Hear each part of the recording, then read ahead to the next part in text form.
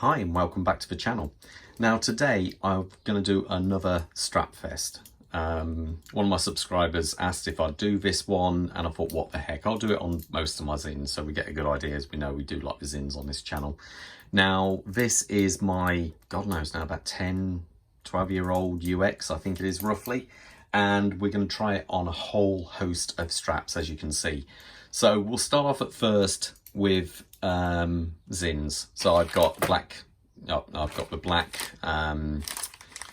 PVD taglimented bracelet there, and I've got a host of the rubber straps as well, and then we'll go with just different alternatives, and so you guys have an idea what it looks like with different kinds of straps. So anyway, this obviously is the standard bracelet, standard U series bracelet. By the way, my wrist size is 7¼ inches. The watch on this is 44. I think the lug to lug is about 50. So it's not a small watch by any means, but it's not a particularly tall watch for UX either. Not when compared, say, with the U2. Okay, anyway, here we go. Next one. Okay, next we have a black taglimented PVD bracelet on here from Sinn. Now this one, I only have this because this is what came with my black U2. So that's how it looks. Very funky. I dare say on an SDR bezeled UX. What I mean by that is you can buy this with a black bezel. That could look actually quite funky. Just a very quick bit on the wrist. Something very, very different. Okay then, let's get to the rubber straps from Sinn. Okay, next up we have one of the Sinn actual rubber straps here. Now these fit perfectly. They're a little bit hard maybe to get in. What I tend to do is put one spring bar in first and then press the other one in and press it down and in. I always put straps on from the back side. That way you've got no chance of actually marking the front of the case. But there you go. That's the actual black Sinn rubber strap. Albeit I do have this one on the black, so I've been wearing that on my U2. And that's how it looks on the wrist. I must admit, actually, I think that looks really good. I think that's probably one of the first times I've tried the UX on this. And that looks really nice. Okay, next we'll go red. Okay, change of plan. I decided to go with the white one. Now, as you can see, we've got white strap from Sinn here, and I think on the UX with its, especially with GSG9, with its it just looks so legible with all the white markings. The white strap looks really good. I've just realised actually I'll put it on all the way around, but there you go. You've got to excuse my hands at the moment. I've been doing some DIY, as you can tell. But that's with the white, and I think that looks great. It really looks good. It kind of summery. It looks great in the summer having the white on there. But anyway, okay, now we'll swap over and try another one. Okay, next up we have the red strap from Sinn. Now this one, to be fair, I don't think I ever wear the red one on this. I do wear the red one on the U2 sometimes. I feel that's kind of suits the watch a bit more. One other thing to kind of point out here, you can see the back of this is all scuffed up, and versus the back of this taglimented one isn't. And that's okay. To be fair, this is 10 years old, maybe somewhere around there. This one isn't. This one I think is only about 8 years, maybe 9. God, actually, yeah, it could be older than that. Actually, it could be 12 years. So no, but real testament to how tough the taglimented is versus the standard. But anyway, that's it on the red. Okay, now let's try something non-Sinn. Now, let's say you want a rubber strap, but you can't afford the Sinn prices because, yeah, they're not the cheapest at all. But this I'd strongly recommend. This is an ISO style diver, but the difference is this is from a company called Polaris. Now, I strongly recommend their straps because they're just so pliable and they feel amazing. They have a big buckle at the end, which is signed. I can't rate these highly enough. And the good thing is, from their website, which is the only place you can buy them, they cost, I think it's about $35. They might have gone up a tiny bit, but I think they're absolutely stunning. They feel so nice. They actually feel more comfortable than the actual Sinn ones. I've had Velcro straps for many years, these ISO divers, and I think they're fantastic. Anyway, there's one in black, and we'll try an orange one next to add a bit of colour. Here we go. Here's the orange strap from Velcro. Now, this one's a slightly newer one because they've now started signing it with just a B versus a complete Velcro across the buckle. Now, again, super soft, mega pliable. Orange, I agree, isn't everyone's choice, but they do a whole host of different colours as well. Quickly put this on my wrist just so you can see how it looks on there. Believe it or not, these videos actually take longer than full review videos because it is a constant strap on, strap, you know, put the strap on, take the strap off. It takes absolutely ages, but there you go. Doesn't look too bad actually, something a bit different. Okay, let's try something else. And now for something completely different. Sticking with the nautical theme of the UX, we have a nautical strap. We have a proper mesh.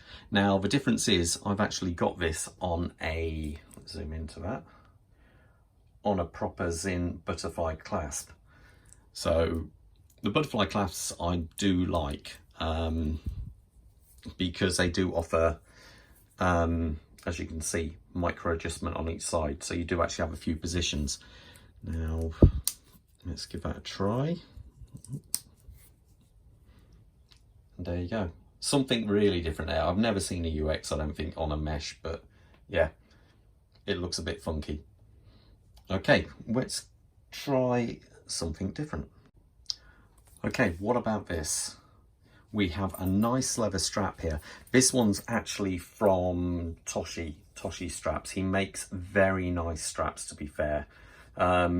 This one predominantly I wear on the U2, but I think it looks really good. I like the fact that it's straight cut. What I mean by that, it doesn't taper from 22. It stays 22 all the way down.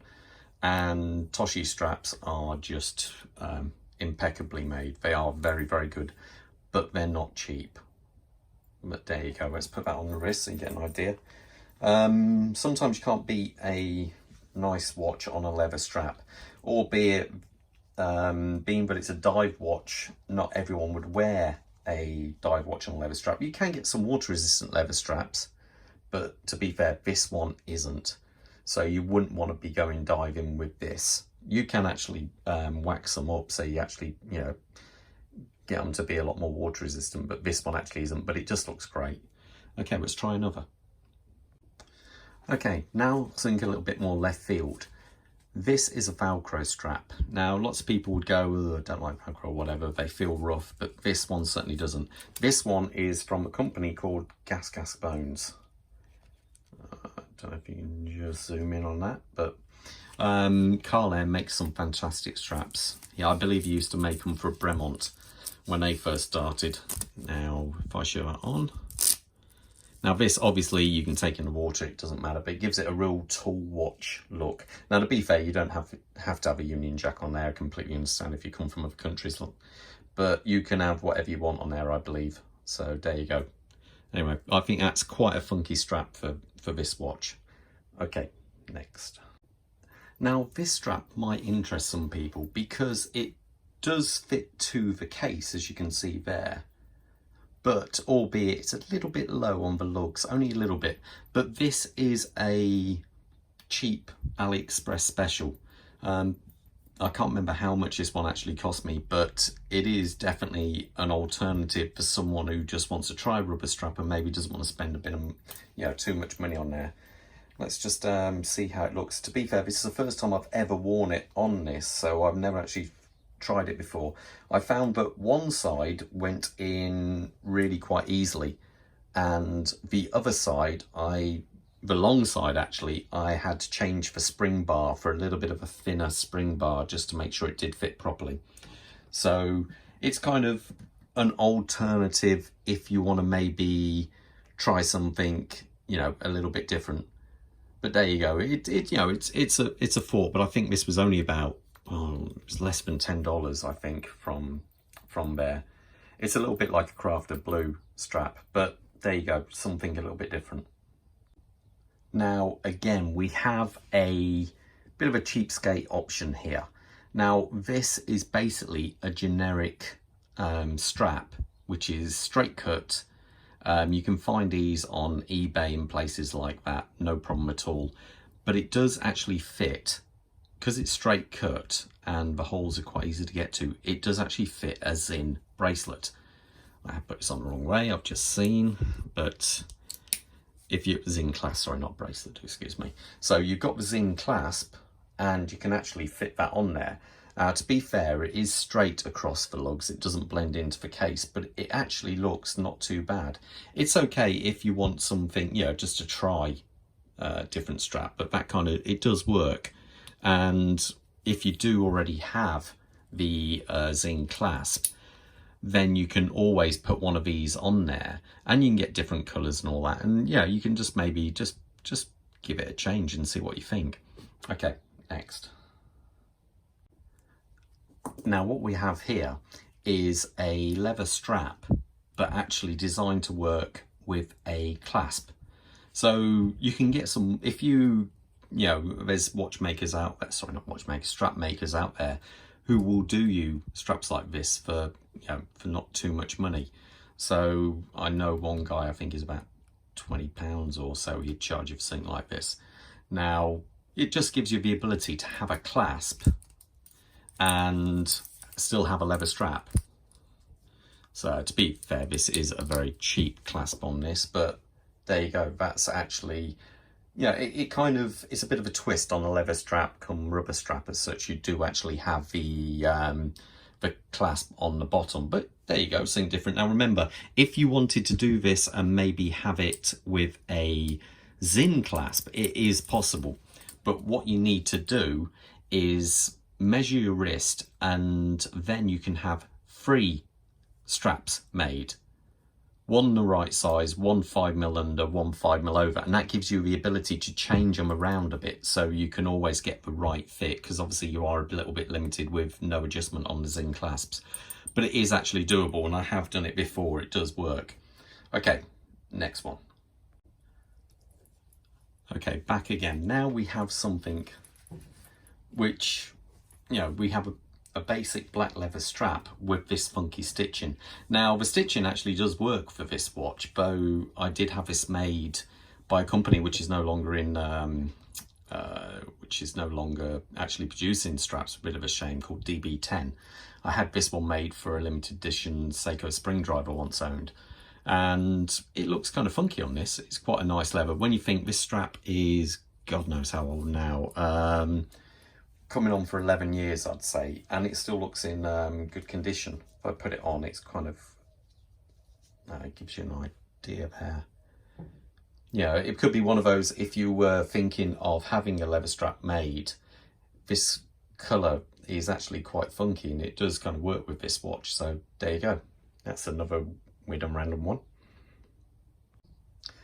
Now this one, this is quite an interesting strap really. I brought this, I believe this was from eBay, and it looks really silky smooth and nice. It's a bit of like a halfway house in between a Nato strap and a normal strap. The reason why I say this is, as you notice here, it doesn't go across the back. It actually has quick release type spring bars here. So, and what I do like about it, it's quite chunky and substantial. It's not like a very thin strap, which I don't always think suits some watches. This one isn't too bad because it's not that thick. Put it on my wrist, give you an idea. Obviously this is good in the water, it's no problem at all. If I just put this on, and there you go. I think that's actually a nice looking strap. I don't mind that one at all. I can't remember which watch I got it for now. It could have been, I don't know, possibly a Seiko, I've got to think. But yeah, I think that just looks really, really nice. And again, it's quite a cheap one. I think they're only about, I'm roughly about £13, I think it was, under £15 anyway. But it does look kind of nice on that. Okay. Now, one thing to point out, I'm just about to put a Nato strap on here, or G10. Now, whenever I'm using a Nato strap, and especially being that this is a open lugged, you know, drilled lug, case design, I use these. Here we go. These are shoulderless spring bars. You can see the difference. This one here has a shoulder, which is what you get your tool under. And for this, I'm only using a cheap little tool like that. That gets under that and allows you to pull or lift that back. Obviously on this, you can't, yeah, there isn't any ability to do that. But I'm using this because first, this has open drilled lugs, and Nato straps can sometimes catch the shoulders and release themselves. So you've got to be a little bit careful.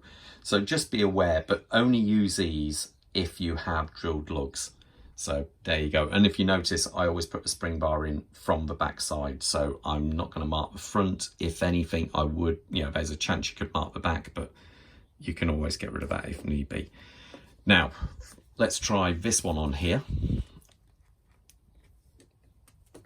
Now, this is a little bit chunkier, this one. It's a little bit thicker than some, though it does still, excuse me, it does still actually fit. Let's just put that around there. Yeah, it is still quite tight, actually.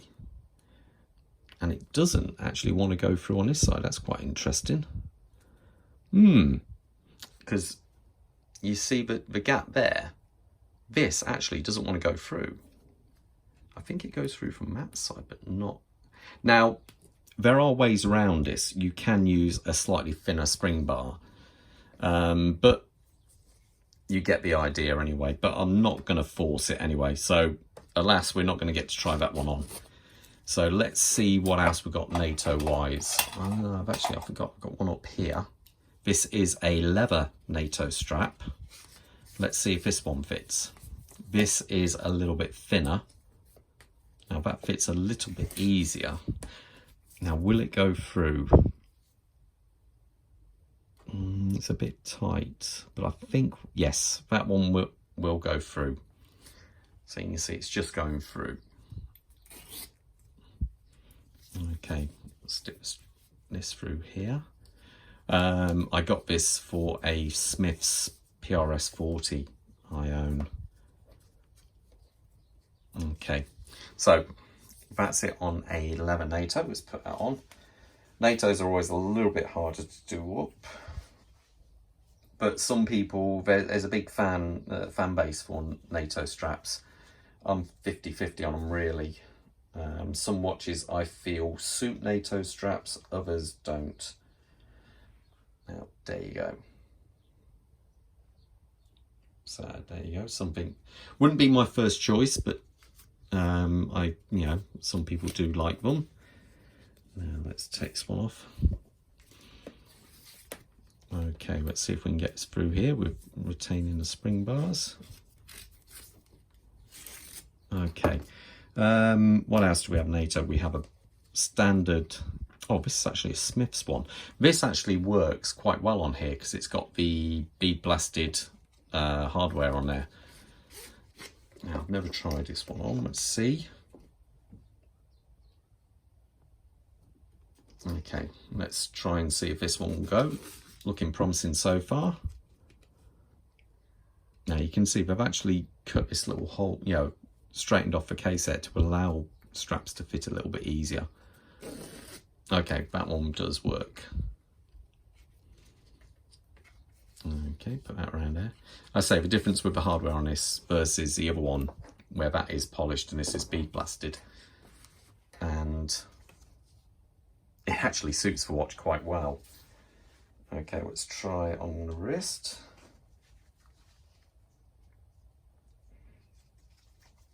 And do this.